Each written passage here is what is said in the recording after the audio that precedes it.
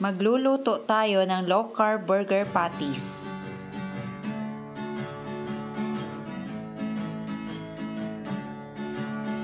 Gamit ang food processor, ilagay ang lahat ng mga ingredients.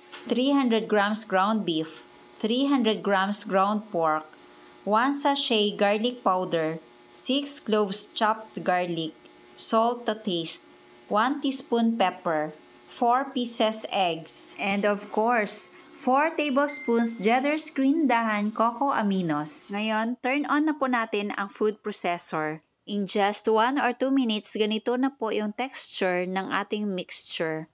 O, diba? Napakadali lang. Mas mahirap pa yung maghugas ng plato. O, ayan, ganyan dapat yung kanyang texture. Ngayon, maggugupit lang po ako ng plastic para mas madaling ilipat from here to our freezer and from our freezer to our pan.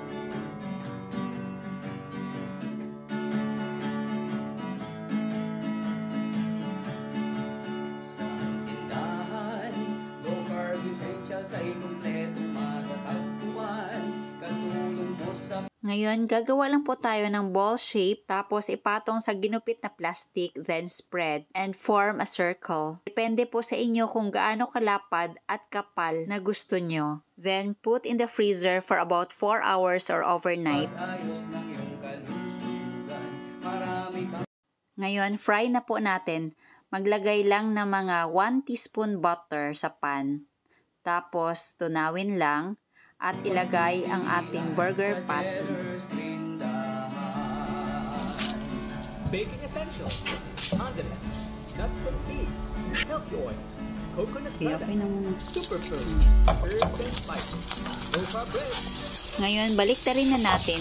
Kailangan ma-achieve ang golden brown color. At gawin lang din ito sa mga natirang patties. Ngayon, gawin naman natin yung sauce. Kung saan tayo nagluto or nag-fry, doon na lang din tayo gagawa ng sauce. Nag-add lang ako ng 1 teaspoon butter, 1/2 tablespoon mustard, 2 tablespoons cheddar cheese, and 4 tablespoons all-purpose cream. Haluin lang yung mga ingredients for about 2 minutes. Ngayon, mag-plating na po tayo. Katulong mo sa pag-ayos ng iyong kalusugan. Marami kang pagpipilian sa cheddar screen dahan. Tindahan, low carb essentials ay kumpletong matatagpuan. Katulong mo sa pag-ayos ng iyong kalusugan. Marami kang pagpipilian sa cheddar screen dahan. Ang sarap! Juicy! Baking essentials, condiments, nuts and seeds,